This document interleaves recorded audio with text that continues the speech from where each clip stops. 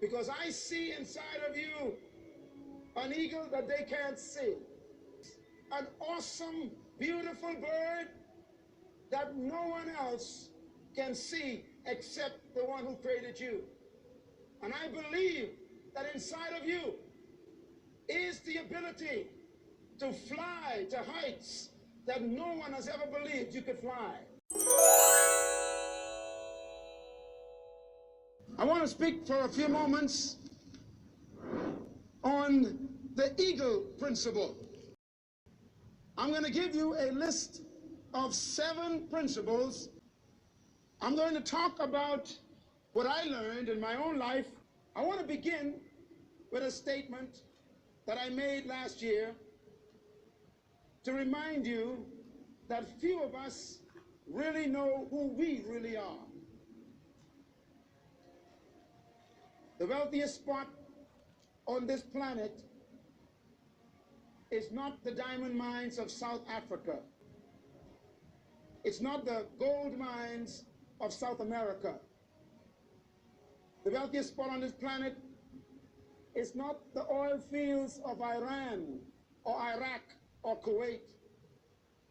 The wealthiest spot on this planet is not too far from your house.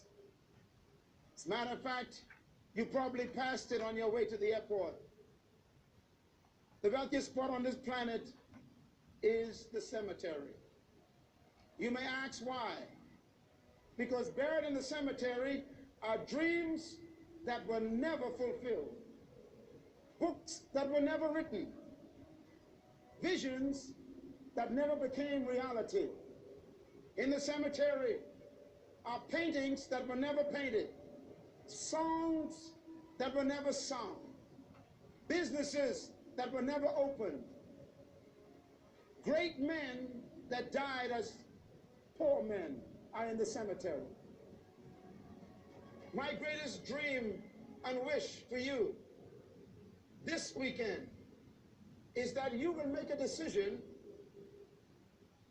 to not add to the wealth of the cemetery. That you will go to the cemetery completely empty because you have fulfilled the dreams and accomplished the goals and fulfilled the vision that you have in your heart. That you will be able to say, I have done everything I dreamt of doing, and I am ready to leave the planet fulfilled. There's a story of a man in my country, where I'm from in the Bahamas. It's a beautiful country.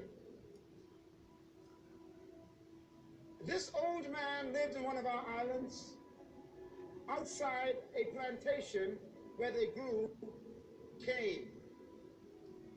One day he was passing the plantation and looked over the wall, and the owner of the plantation had some men who were cutting down a big tree, and the old man looked at the men as they chopped the tree in pieces and threw the logs in a heap to burn. The old man stopped for a moment, and as he watched them throwing the big pieces of log on the heap of fire, he came to the gate and shouted to the owner of the plantation and said, "Sir, is it possible for me to ask you for a piece of that wood that you're throwing away?" And the man said to him, "This is nothing but junk, and this tree is a nuisance. We're cutting it down because it is in the way of our progress, and we want to throw this out of our plantation. It is nothing but junk." And the old man, with a twinkle in his eye, said to the owner, "Can I have a piece of your junk?" The plantation owner was irritated by the old man and says, "Go ahead, take it away. I have no need for this junk." And the old man picked up a large piece of that trunk of the tree and hoisted it on his shoulders, and he staggered back to the village in our island with this heavy piece of junk on his shoulder. He walked into his little cabin and he placed the piece of junk in the middle of the floor. Then he did something that was very rare in most of our lives. He picked up his chisel and his hammer, and he walked around the piece of junk as if he was possessed with some spirit. And he kept stopping for a moment, and he looked at the junk, and he would seem as if he saw something in the piece of junk. And suddenly, he took his hammer and his chisel as if he was possessed, and he began to beat the piece of junk with the hammer and the chisel. And as he swung, pieces flew from that piece of junk. And he worked as if he was under a spell, and he kept on sweating and beating and chiseling the piece of junk. And when he was finished, he freed from that piece of junk a beautiful golden eagle. He was so tired and exhausted, at 4:30 a.m. in the morning, he fell among the chips of wood and fell asleep, clutching tightly to the eagle he had freed from that piece of junk. The next morning he awoken, and he took the beautiful eagle that he had chiseled from the junk, and he placed it on the porch of his little hut.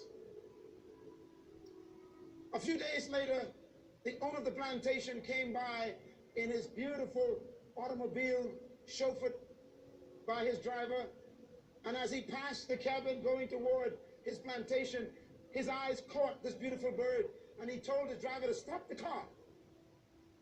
And they pulled into the little village yard and asked the old man, "Where did you get that from?" The old man asked, "Why do you want it?" He said, "How much would you take for that beautiful eagle?" And the old man said, for a few moments, with twinkles in his eyes, "I would take $5,000 for that eagle." The owner of the plantation was so excited because he thought that is worth more than $5,000. He took out his wallet and he wrote a check for $5,000, gave it to the old man, and he picked up the eagle and he ran to his car and he said with a great grin on his face, "I got treasure." And as he rode away into the distance, the old man looked at the check and kissed it and said, "One man's junk is another man's treasure."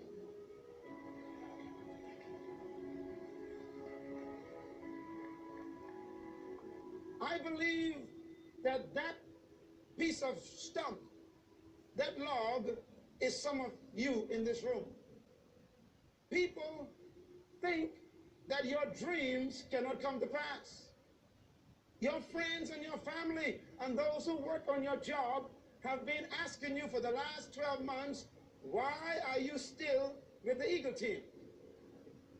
Why don't you get involved in something that is more secure?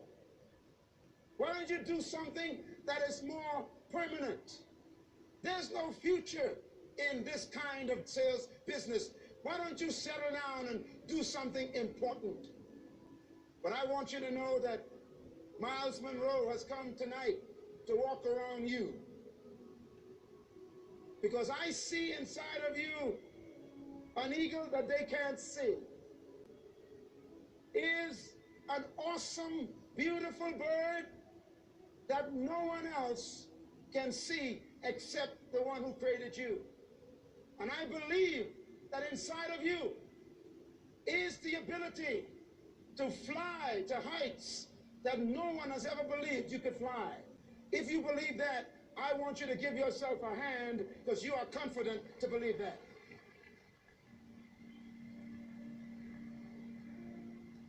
You see, the poorest man in the world is the man without a dream. And the most frustrated man in the world is a man with a dream that doesn't become reality. Most men dream, but only a few wake up to fulfill that dream. You are the few. The world has 5.8 billion people on this planet today, and 94,000 was born last night. And most of that 5.8 billion will die never fulfilling the dream. But you are the exception. You have chosen to walk away from the crowd and to not get lost in the norm.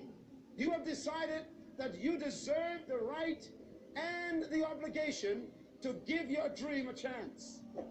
You have decided that you will not die wishing you had done it. You have decided that you will leave the pack and you will become the rare breed called the eagle. I want to give you the 7 principles that separate the eagle from every other bird.